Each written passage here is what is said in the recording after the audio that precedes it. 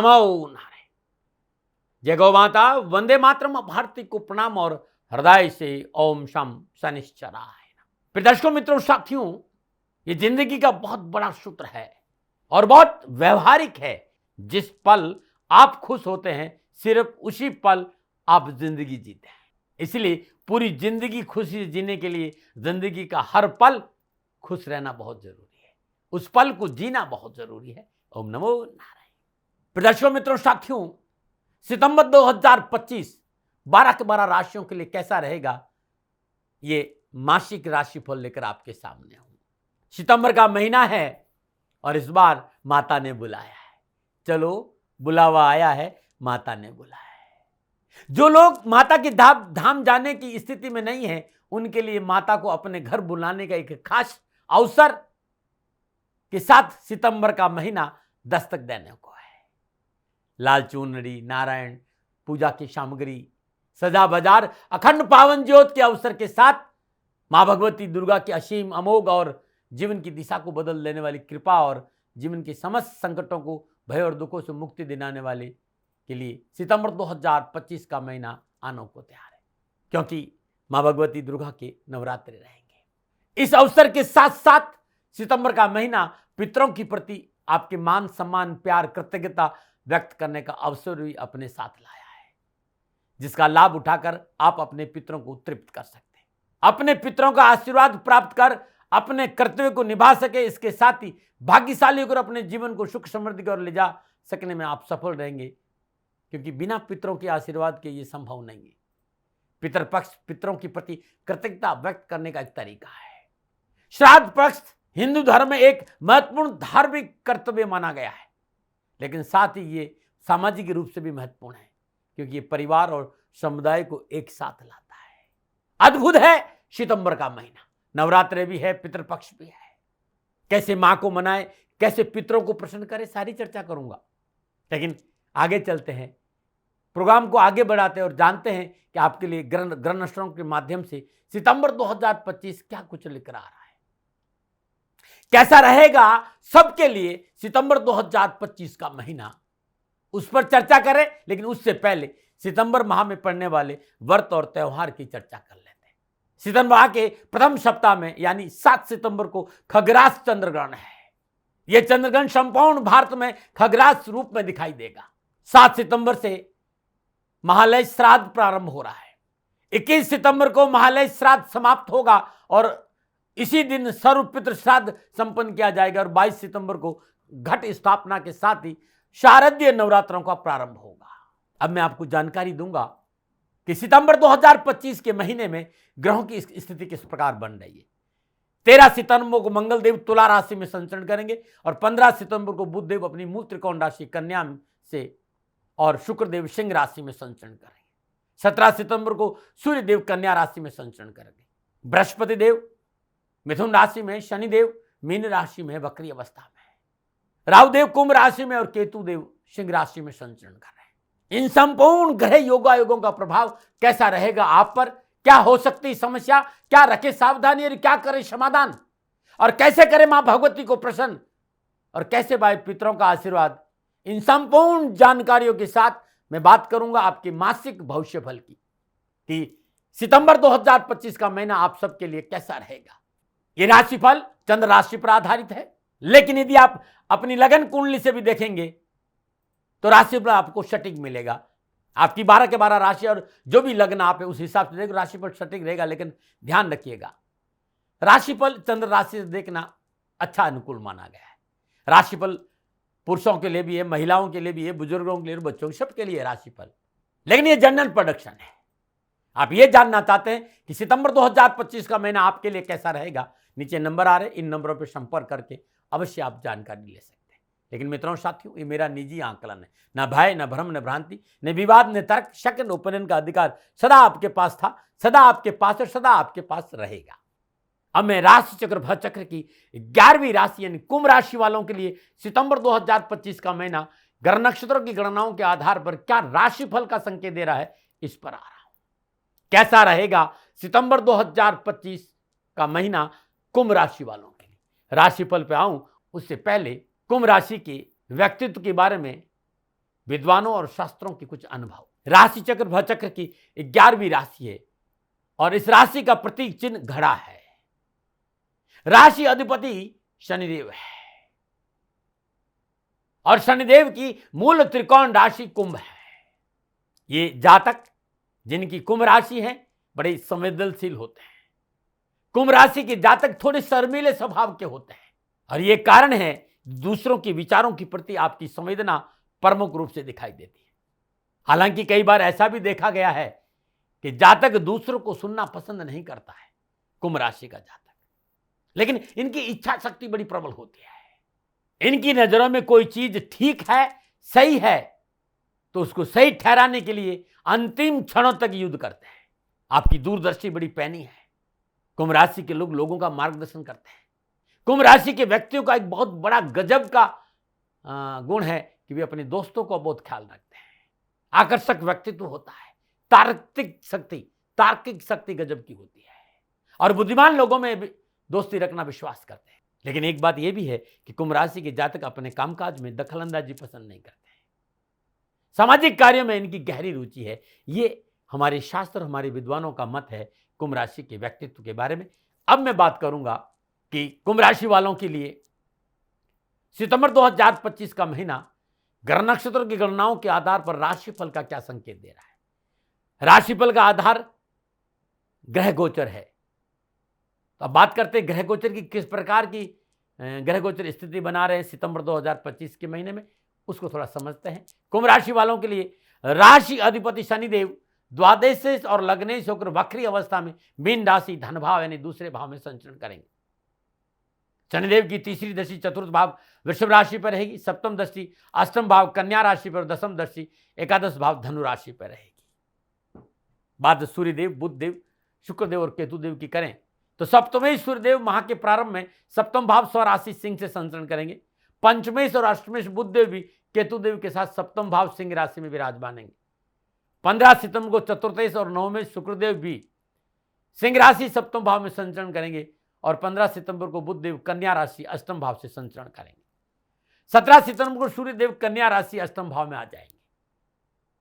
तृतीयेश और दशमेश मंगलदेव कन्या राशि अष्टम भाव। 13 सितंबर को मंगलदेव तुला राशि नवम भाव में संचरण करेंगे। एकादशेश और द्वितीयेश 11वें भाव और दूसरे भाव के स्वामी बृहस्पति देव मिथुन राशि पंचम भाव में संचरण कर रहे हैं और राहुदेव कुंभ राशि लगन भाव में संचरण करेंगे। कुंभ राशि वालों के लिए सितंबर 2025 के महीने में यह है ग्रहों का संचरण। इन ग्रह संचरण को मैं मोटे तौर पर देखूं तो कुंभ राशि वालों के लिए सितंबर का महीना ग्रह नक्षत्र की गणनाओं के हिसाब से कामकाज, कारोबार, व्यवसाय, नौकरी, आर्थिक दृष्टिकोण से धन लाभ का अच्छा संकेत दे रहे। कम परिश्रम से अधिक लाभ मिलेगा। मन प्रफुल्लित और प्रसन्नचित रहेगा। समय आपके पक्ष में करवट ले रहा है।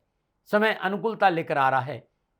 कारोबार की दृष्टि, नौकरी की दृष्टि और पारिवारिक दृष्टिकोण से मैं थोड़ी सी बात करूं तो आर्थिक और धन की दृष्टि बड़ी उत्तम है, लेकिन पारिवारिक दृष्टि को थोड़ा सा संभाल कर रखना पड़ेगा। इस समय आपको अपनी अपेक्षाओं पर नियंत्रण रखना पड़ेगा।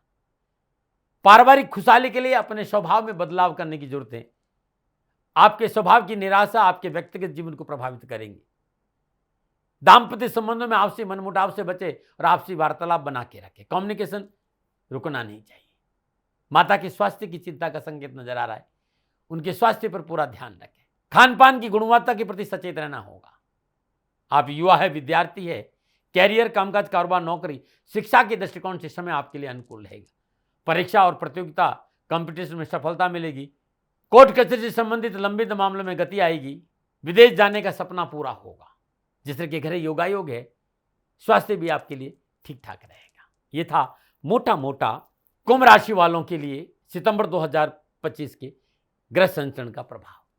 लेकिन जब सितंबर में ग्रह राशि परिवर्तन करेंगे, योगा योग, दृष्टि संबंध और युति संबंध बनाएंगे, तब कुंभ राशि वालों के लिए कामकाज, कारोबार, नौकरी, व्यवसाय, समाज, परिवार, स्वास्थ्य और शिक्षा के दृष्टिकोण से क्या प्रभाव पड़ेगा, इस विषय पर विस्तार से बात कर रहा हूं। और सबसे पहले बात करूंगा मैं युवा और विद्यार्थियों। कुंभ राशि के युवा और विद्यार्थियों के लिए सितंबर 2025 के महीने में ग्रह नक्षत्र गणना इस महीने लक्ष्य को हासिल करने में महत्वपूर्ण भूमिका निभाएंगे।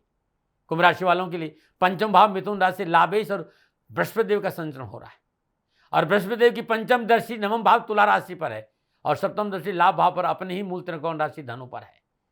पंचमेश बुधदेव का संचरण सप्तम भाव सिंह राशि से सप्तमेश सूर्यदेव और केतुदेव के साथ हो रहा है और छठे भाव में कर्क राशि से नवमेश शुक्रदेव का संचरण हो रहा है। इस महीने कैरियर और एजुकेशन के क्षेत्र में कुछ नया करने का अवसर प्राप्त होगा। अलग अलग क्षेत्रों में प्रतियोगिता में भाग लेने का मौका मिलेगा जहां आपको पूर्ण सफलता मिलेगी। मनोनुकूल स्कूल, कॉलेज, यूनिवर्सिटी में दाखिला संबंधी समस्याओं से मुक्ति मिलेगी। कैरियर और शिक्षा के क्षेत्र में सफलता के उत्तम अवसर है और एजुकेशन में ग्रुप स्टडी पे थोड़ा सा ध्यान दें तो सफलता अच्छी रहेगी। लगन भाव में राहुदेव महापर्यंत विराजमान रहेंगे, इसलिए कैरियर हो चाहे एजुकेशन हो अरुचि नुकसान दे सकते। शिक्षा के क्षेत्र में रुचि रखनी होगी।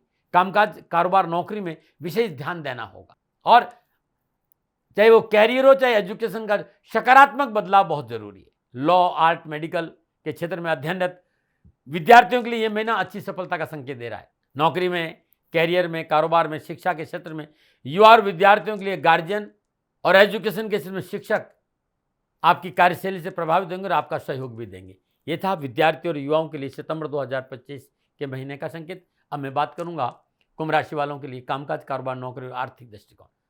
कुंभ राशि के भाई बहनों के लिए सितंबर 2025 के महीने में कारोबार, नौकरी, आर्थिक दृष्टिकोण से समय अच्छा संकेत दे रहा है। समस्या में समाधान मिलेगा, लोगों के साथ अच्छा जनसंपर्क बढ़ेगा और वे युवा जो नई नौकरी की तलाश कर रहे हैं उनके लिए समय बड़ा अद्भुत है। प्रतिष्ठित और रसूखदार लोगों से मित्रता बढ़ेगी। कुंभ राशि वालों के लिए दशमेश मंगलदेव का संचरण अष्टम भाव कन्या राशि से हो रहा है। मंगलदेव की चतुर्थ दृष्टि लाभ भाव धन राशि पर है, सप्तम दृष्टि धन भाव मीन राशि पर है और अष्टम दृष्टि पराक्रम भाव में अपनी मूल त्रिकोण राशि मेष पे रहेगी। धन भाव मीन राशि से लग्नेश और द्वादशी शनिदेव का संचरण और शनिदेव की दशम दृष्टि लाभ भाव धन राशि पर रहेगी। यदि आपका कामकाज विदेशों में है, जन्मभूमि से दूर है या आप अब विदेशों में रहकर कारोबार कर रहे हैं, नौकरी कर रहे हैं, व्यवसाय कर रहे हैं, नौकरी और व्यवसाय के हिसाब से कार्य में अच्छा लाभ मिलेगा। कुंभ राशि के युवा और विद्यार्थियों को, कुंभ राशि के भाई बहनों को नौकरी में सफलता के अच्छे अवसर मिलेंगे, अच्छे मौके हाथ आएंगे, अच्छी जॉब की प्राप्ति होगी। कार्यस्थल पर किया गया कोई भी परिवर्तन आपके लिए लाभदायक रहेगा और गोचर संकेत दे रहा है कि कार्यों के प्रति आपकी रुचि, आपकी मेहनत आपको अवश्य सफलता की प्राप्ति की राह आसान करेगी। साझेदारी के कार्य में सावधानी से निर्णय ले और आपकी पारदर्शिता बनाकर रखे। तृतीय और दशमेश मंगलदेव का संचरण अष्टम भाव कन्या राशि से हो रहा है, तो नौकरी पेशा जातकों के लिए अनुकूल समय है। कर सहकर्मियों के साथ व्यवहार में शालीनता नहीं रखा तो नुकसान हो सकता है। इस समय वैसे आप कार्यस्थल पर मन लगाकर कार्य करेंगे, रुके हुए सभी कार्य सहजता से पूरे होंगे। इस वजह से आपका आत्मविश्वास और आपका मनोबल बढ़ेगा।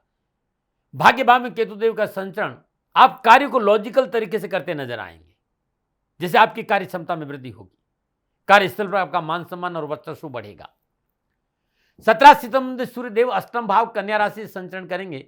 व्यवसाय, कामकाज, नौकरी के दृष्टिकोण से समय सावधानी का संकेत दे रहा है।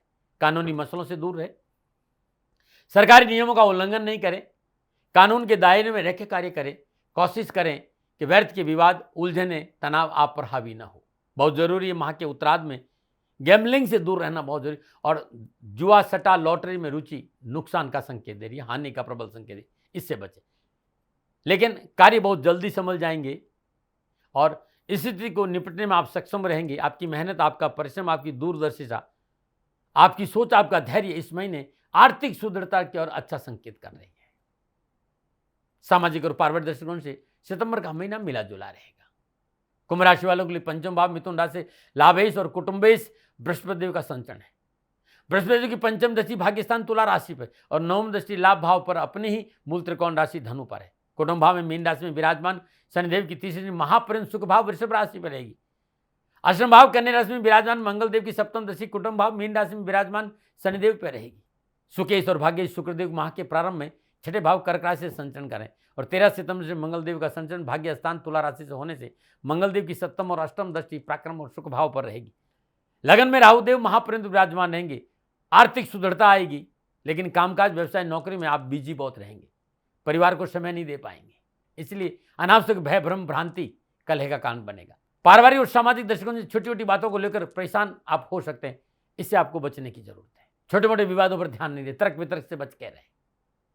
आपका कठोर व्यवहार आपके घर के सदस्यों को आहत कर सकता है, पारिवारिक सदस्यों के बीच में आपसी टकराव बढ़ने से घर का माहौल खराब होगा और पारिवारिक सदस्यों के बीच आपसी तालमेल बिठाना बहुत जरूरी होगा। इस माह खुद को शांत बनाते हुए जल्दबाजी में कोई पारिवारिक फैसला नहीं ले, समय निकालो, पारिवारिक सदस्यों के साथ बैठे, उनकी सुने और उनकी आवश्यकताओं पर ध्यान दें।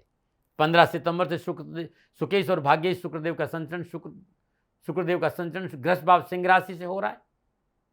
घर के वातावरण में सुधार आएगा, आपसी रिश्तों में मजबूती आएगी, परिवार में खुशी के समाचार मिलेंगे, मित्रों के साथ घूमने फिरने से मानसिक तनाव कम होगा।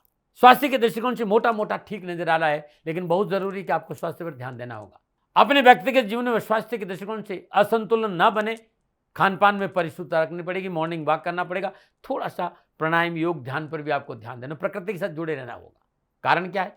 कुंभ राशि वालों के लिए माह के आरंभ में सूर्यदेव, बुधदेव, केतुदेव सप्तम भाव में विराजमान होंगे और माह के उत्तरार्ध में सूर्यदेव और बुधदेव अष्टम भाव में संचरण करेंगे।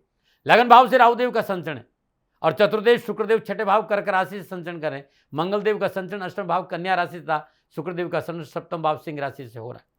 तो ये है जो स्वास्थ्य के दृष्टिकोण से मैं इसलिए सावधानी थोड़ा सा कह रहा हूँ, क्योंकि अपच, एसिडिटी, ब्लड प्रेशर, पीठ पेट संबंधी कोई बीमारी है तो चिकित्सा में लापरवाही नहीं करिए। और यदि आपने दैनिक दिनचर्या ठीक रहेगी, नियमों का पालन किया तो ये बीमारी नहीं आएगी, ये कष्ट नहीं आएगा। इसलिए दैनिक दिनचर्या को नियमित रखना बहुत जरूरी है और खान पान के प्रति सतर्क रहे। भावनात्मक बैलेंस बने रहना बहुत जरूरी है। निराशों को अपने आसपास नहीं आने दीजिए। माता के स्वास्थ्य का ध्यान रखें। यात्रा में वाहन प्रयोग में सावधानी बरतें और स्वास्थ्य के लोग जागरूक बने रहे। स्वास्थ्य संबंधी तकलीफों से आपका कामकाज प्रभावित हो सकता है। सकारात्मक सोच रखें और सात्विक जीवन शैली अपनाएंगे तो आपके लिए बहुत अच्छा रहेगा। ये था ग्रह नक्षत्रों की गणनाओं के आधार पर कुंभ राशि वालों के लिए सितंबर 2025 के महीने का राशिफल का संकेत। सितंबर के महीने में कहीं कोई प्रॉब्लम है तो क्या करें उपाय?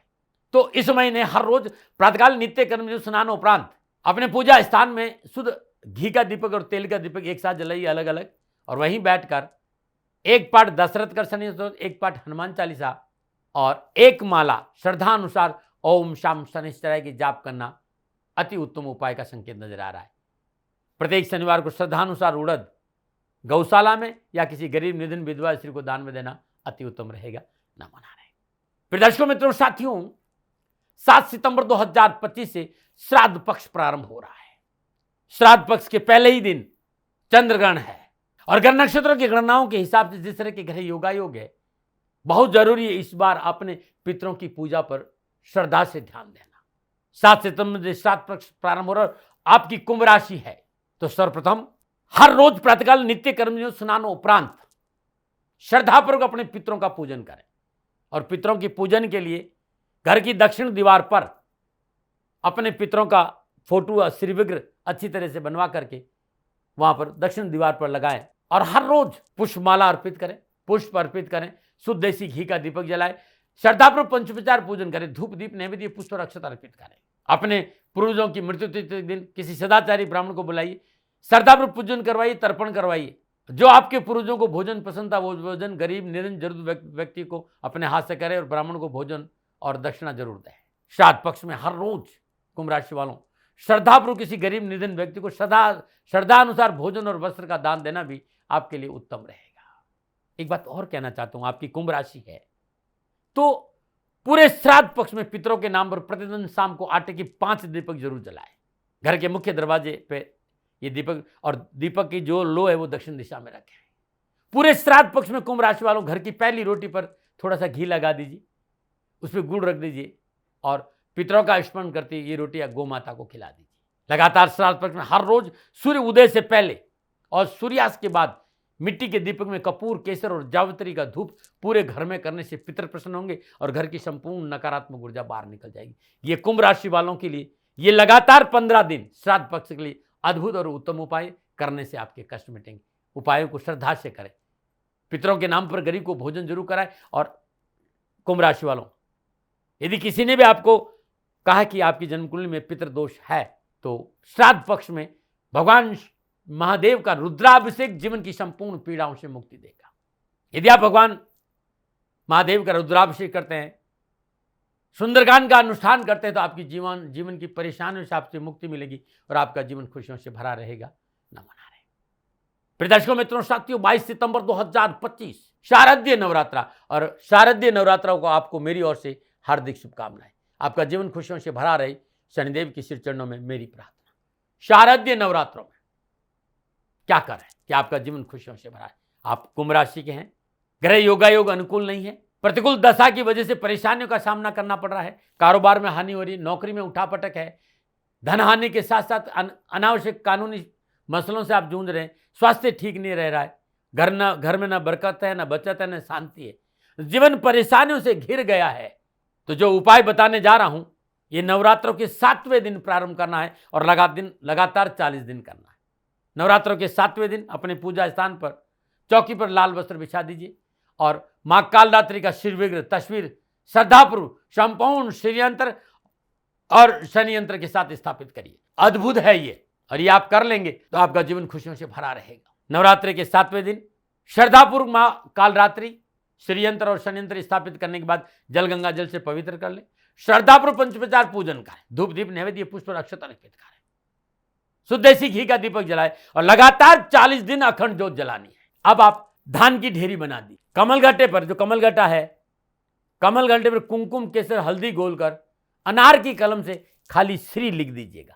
श्री धन चाहिए तो श्री लिख दीजिएगा, और संपूर्ण विघ्न बाधाएं परेशान से छुटकारा चाहिए तो कमल घटे पर शम लिख दीजिए, शंकर वाला सा ऊपर बिंदी। अब श्रद्धापुरुष कमल घटे को अपने हाथ में लीजिए और ओम ऐं ह्रीं क्लीं चामुंडाय विचे ओम कालरात्रि देवी नमः इस मंत्र का 27 बार जाप करें और तत्पश्चात ओम शम शनिश्चराय नमः इस मंत्र का भी 27 बार जाप करके ये कमल घटा मां कालरात्रि के सामने में धान या उड़द के ढेरी 7 मुट्ठी उड़द की ढेरी बनाकर उसके ऊपर रख दीजिए। तत्पश्चात नीले कपड़े में श्रद्धानुसार साबुत उड़द बांधकर मनोकामना गुटिका तैयार करिए। जिस परेशानी को लेकर आप परेशान हैं उस परेशानी का ध्यान करते श्रद्धानुसार या 1.25 किलो साबुत उड़द नीले कपड़े में बांधिए और ये पोटली मां के चरणों में रख दीजिए। सुदासन पे बैठिए, शुद्ध देसी घी का आप दिलाई, अखंड ज्योत अलग है, आप दीपक जलाई और वहीं बैठकर ओम ऐं ह्रीं क्लीं चामुंडाय विचे ओम कालरात्रि देवी नमः एक माला और एक माला ओम शम शनिश्चराय नमः और उसके साथ साथ 27 बार ओम श्रीं ह्रीं श्रीं कमले कमलालय प्रसिद्ध प्रसिद्ध श्रीं ह्रीं महालक्ष्मी नमः इस मंत्र की जाप करिएगा। मित्रों साथियों, अद्भुत है। नवरात्र के 7वें दिन प्रारंभ करना है। जो उड़द की पोटली है वो उसकी पूजा आप सुबह भी करें शाम भी करो। दूसरे दिन पूजा से पहले वो उड़द की पोटली किसी गौशाला में दान देगा या किसी विधवा स्त्री को दान दे दीजिए और नई उड़द की पोटली उसी भाव से मनोकामना गुटिका बनाकर मां के चरणों लगातार 40 दिन करना है। अब 40 दिन बाद जब पूजा समाप्त हो तो जो कमल घटा आपने रखा था जिसपे आप श्रीम या शम लिखा हुआ था उसके उस कमल घटे को साथ लौंग इलायची साबुत सुपारी और शुद्ध देसी कपूर लाल रेशमी कपड़ों में बांध के पोटली बना दीजिए, अपनी तिजोरी में रख दीजिएगा। बाकी संपूर्ण पूजा सामग्री बहते पानी में प्रवाह कर दीजिए। संपूर्ण परेशानी से मुक्ति होगी, आप जीवन खुशियों से भरा रहेगा। ये अद्भुत उपाय है नवरात्रों के लिए, कुंभ राशि वालों के लिए। कैसा रहेगा सितंबर 2025 का महीना, ये मेरा निजी आंकलन था। न भय न भ्रम न भ्रांति न विवाद न तर्क, सेकंड ओपिनियन का अधिकार आपका था, आपका है, आप ही का रहेगा। मानो न मानो ये आपकी बनी। हाँ, ये आंकलन मेरा था और मेरे से कोई भूल हो गई तो दोनों हाथ जोड़कर क्षमा मांगता हूँ। आप सुखी रहे, आप स्वस्थ रहे, समृद्धिशील रहें, शनिदेव के चरणों में मेरी प्रार्थना। न मना रहे। फिर दर्शकों मित्रों साथियों, पूरा राष्ट्र ये जानता है कि मेरा जीवन गौ माता और बेटियों के लिए है। यत्र नारीस्तु पूजन्ते रमन्ते तत्र देवता। ठीक किसी तरह मेरा जीवन गौ माता की शरणागत है, उनके चरणों में है। पूरा राष्ट्र और राजस्थान का हर व्यक्ति जानता है कि दादी महाराज गायों से बहुत प्यार करते हैं, बेटियों से बहुत प्यार करते हैं। पिछले 35-36 सालों में सैकड़ों हजारों बेटियों के लिए मैंने अपना जीवन दिया है और मैं ये कह सकता हूं कि गौ माता और बेटियों के लिए मेरा संपूर्ण जीवन निछावर है। और ये मेरे जीवन का उद्देश्य था, क्योंकि मेरे लिए राष्ट्र कोई बड़ा है, ना राष्ट्र से बड़ा कोई हो सकता, न संभावना है। और गौ माता और बेटियां राष्ट्र की धरोहर है, उनके लिए ये करना मेरा कर्तव्य भी था, मेरा कर्म भी था और मेरा धर्म भी था। मैं आपको किसी वजह से नहीं सुना रहा हूं ये बात, बस खाली बता रहा हूं कि ये मेरे जीवन का लक्ष्य था। मैं अपने राष्ट्र की सेवा करूं, ये मेरा धर्म है, क्योंकि मैं इस राष्ट्र का नागरिक हूं। पिछले 30-35 सालों से मैं बेटी बचाओ गौ सेवा में अपना संपूर्ण जीवन राष्ट्र के साथ लगाया। समय बड़ा बलवान है, समय बलवान होता है साथियों। वर्तमान परिस्थितियां आर्थिक दृष्टिकोण से मेरी अनुकूल नहीं है, यह मैं संकेत आपको कई बार दे चुका हूं। धन नहीं मांग रहा हूं, मैंने आज तक राष्ट्र से कभी नहीं कहा कि मुझे धन दो, मुझे पैसे नहीं चाहिए। ना मैंने पहले कभी पैसे मांगे थे और ना मैं अभी पैसे मांग रहा हूं। और ये मेरा अहंकार नहीं है। बात बताना चाहता हूं, मैं अहंकार से ये नहीं बोल रहा हूं, क्योंकि मैं धन को लेकर कभी आपके सामने नहीं आया। ये मेरा निवेदन है। हमेशा मैंने आप लोगों से कहा कि राष्ट्र की सेवा करो, मैं भी कर रहा हूं और आप भी सेवा करो। धन नहीं चाहिए, लेकिन वर्तमान आर्थिक परिस्थितियां मेरे को यह कहने के लिए थोड़ा सा मजबूर कर रही है कि शनिधाम गौशाला की गाय दुखी नहीं रहे, इसके लिए मुझे आपका सहयोग चाहिए। और सहयोग तब चाहिए जब मैं आपके लिए कुछ करूंगा, मैं आपके साथ खड़ा रहूंगा आपकी समस्याओं के समाधान के लिए। चाहे वो पूजा पाठ हो, चाहे ज्योतिष हो, चाहे ध्यान हो, चाहे योग हो, किसी भी रूप में आपको मेरे से सहयोग चाहिए। आप सभी अपनी अपनी जन्म कुंडली देखना चाहते हैं, आप चाहते हैं कि मैं आपकी जन्म कुंडली देखकर आपको कुछ समाधान दूं, और आप सबको कुछ न कुछ जानकारी चाहिए। मैं आपके साथ खड़ा हूं, पूरे साल खड़ा रहूंगा, और जब तक जीऊंगा तब तक राष्ट्र के साथ खड़ा रहूंगा। नीचे नंबर आ रहा है, इन नंबरों पर संपर्क करिए और मेरे से बात करिए, लेकिन इसकी एवज में गायों के लिए चारे की व्यवस्था करिए।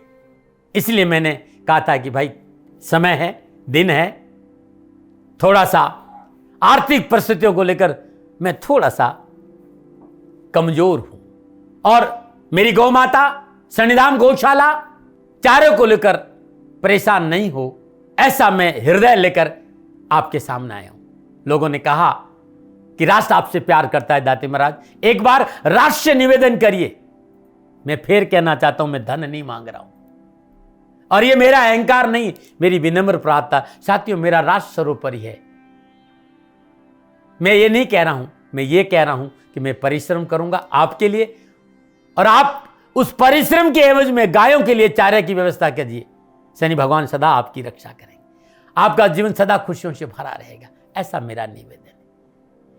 और वे सभी लोग जो सक्षम है, सामर्थ्यवान है, जिन्हें दाती महाराज के ज्योतिषीय समाधान की आवश्यकता नहीं है, उनको मेरा प्रणाम है। और उन सबको मेरा प्रणाम है जो शनिधाम गौशालाओं को सपोर्ट करते हैं, सेवा में कंधा से कंधा मिलाकर खड़ा रहते हैं। जब से मैंने ये सूचना दी, जब से मैंने ये मैसेज दिया, हजारों लोग शनिधाम गौशाला के साथ कंधा से कंधा मिलाकर खड़े हैं। उन सबको मेरा धन्यवाद, मेरा आभार, अभिनंदन। हर महीने आप में से बहुत से लोग कुछ न कुछ शनिधाम गौशाला में सहयोग करते हैं। मैं उन सब के प्रति पुनः एक बार हृदय से अपना आभार प्रकट करता हूं, और यह सहयोग मैं जीवन भर याद रखूंगा। समय ऐसा है, मेरी परिस्थितियां आर्थिक दृष्टिकोण से अनुकूल संकेत नहीं दे रही, इसलिए मैंने राष्ट्र से कहा कि शनिधाम गौशाला में परेशानी नहीं आए। सरकार सपोर्ट करती है, सरकार की तरफ से जो वो करना चाहती वो करती है, लेकिन उससे पूरा नहीं पड़ता है। सरकार की अपनी सीमाएं हैं साथियों, और उससे पूरा नहीं पड़ता है, और अपनी मर्यादाएं भी और सीमाएं। शासन के पास और बहुत से काम है साथियों। फिर भी मैं शासन का भी धन्यवाद दूंगा जो हमारे साथ वो खड़े हैं। पुनः हृदय से एक बार निवेदन करना चाहता हूं, आपको लगता है कि दाती महाराज के साथ शनिधाम गौशाला में खड़ा रहना है तो नंबर नीचे आ रहे हैं, जरूर सहयोग करिएगा। मेरा कोई दबाव नहीं है, समय काल परिस्थिति के अनुसार दाती महाराज की ये प्रार्थना है। मैं दाती महाराज आपका हूं और आप मेरे हो, मुझे लगा कि आपको कहना देना चाहिए। राष्ट्रवासियों, व्यापारी नहीं हूं, समय है आज आपसे कह रहा हूं। और यदि आप अपने आसपास भी जो गायें उनकी भी सेवा करते हैं तो ये भी सेवा मेरे को बहुत खुशी हो, क्योंकि गौ माता दुखी नहीं रहनी चाहिए, बस इस बात का ध्यान रखिएगा। पुनः हृदय से आभार। ओम नमो नारायण।